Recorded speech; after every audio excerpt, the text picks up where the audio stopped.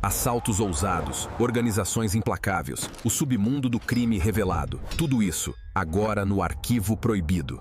Imagine um roubo sem armas, sem máscaras, sem arrombamentos e sem alarmes. Agora, imagine que o valor levado seja de quase US$ 1 bilhão em dinheiro vivo. Este não é um roteiro de cinema, mas a história real do maior e mais estranho roubo a banco da história do mundo.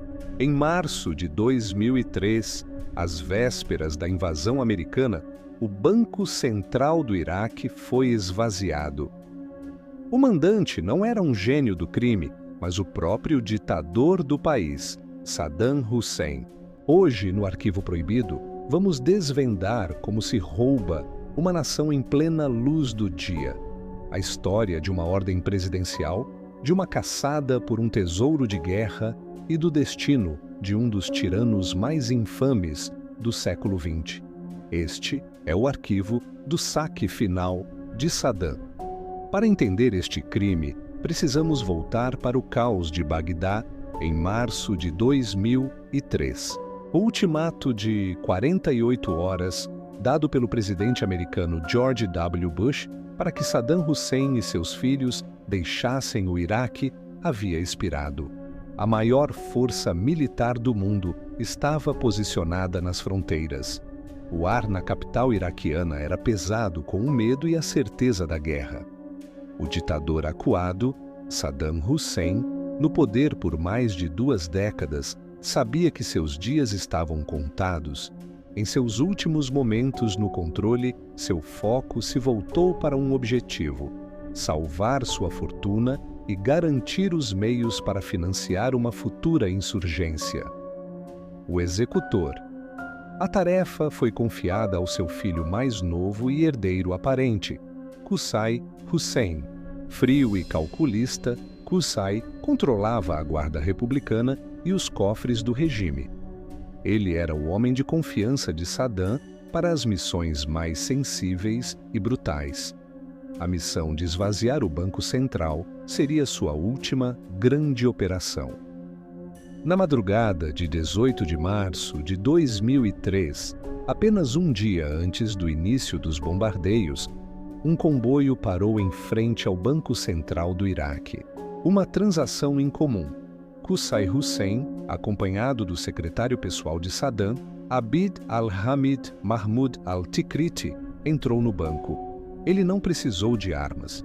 Ele carregava algo muito mais poderoso, uma nota simples, escrita à mão, assinada por Saddam. A ordem era clara: entregue US$ 920 milhões e 100 milhões de euros a este portador, o testemunho do medo. Oficiais do banco, que mais tarde testemunharam para investigadores americanos, descreveram a cena. O governador do banco ficou pálido. Em sua declaração, ele disse: "Quando você recebe uma ordem de Saddam Hussein, você não a discute." Ele ainda fez uma ligação para o ditador, que confirmou a ordem friamente: a retirada. Com a confirmação, a operação começou. Durante cerca de 5 horas, funcionários trabalharam para carregar o dinheiro, empilhado em 110 caixas de metal, em 3 caminhões. Ao amanhecer, os caminhões, carregados com quase US$ 1 bilhão, cerca de 1/4 das reservas monetárias do país, desapareceram. Foi um saque metódico, burocrático e silencioso. Poucas horas depois, a guerra começou. Bagdá foi tomada e o regime ruiu. Uma das missões secundárias das forças de coalizão era encontrar o tesouro desaparecido, a descoberta no palácio. Em abril de 2003, soldados da 101ª Divisão Aerotransportada fizeram uma descoberta inacreditável em um dos palácios de Uday Hussein. Um oficial americano descreveu a cena: "Estávamos procurando por armas, não por bancos. Quando derrubamos uma parede falsa, não havia fuzis, apenas pilhas e pilhas de caixas de metal. Dentro delas, perfeitamente embaladas, estavam as notas de US$ 100. Paredes de dinheiro. Escondidas nesse compartimento secreto, eles encontraram a maior parte do dinheiro. A contagem revelou uma soma astronômica, 650 milhões de dólares. O mistério restante, a descoberta foi uma vitória, mas a conta não fechava. Se 650 milhões foram encontrados, onde estavam os outros 350 milhões de dólares? O destino dos homens por trás do saque foi selado antes que pudessem gastar a fortuna. O fim de Uday e Qusay. Em julho de 2003, os 2 filhos de Saddam foram localizados em Mosul. Após um intenso tiroteio de 4 horas, ambos foram mortos. A captura de Saddam. Em dezembro de 2003, Saddam Hussein foi encontrado escondido em um buraco subterrâneo. Ele foi julgado por um tribunal iraquiano e executado em 2006. O destino do dinheiro. Os 650 milhões recuperados tornaram-se parte do Fundo de Desenvolvimento para o Iraque. No entanto, relatórios posteriores de inspetores americanos revelaram que bilhões de dólares destinados à reconstrução, incluindo este dinheiro, foram perdidos em uma teia de corrupção e má gestão.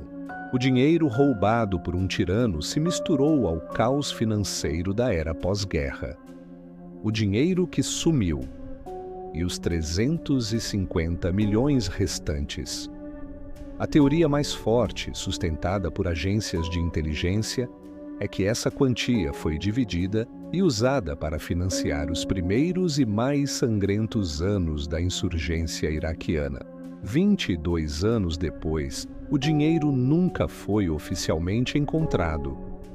O saque ao Banco Central do Iraque não foi um crime de ganância comum, foi um ato de poder absoluto.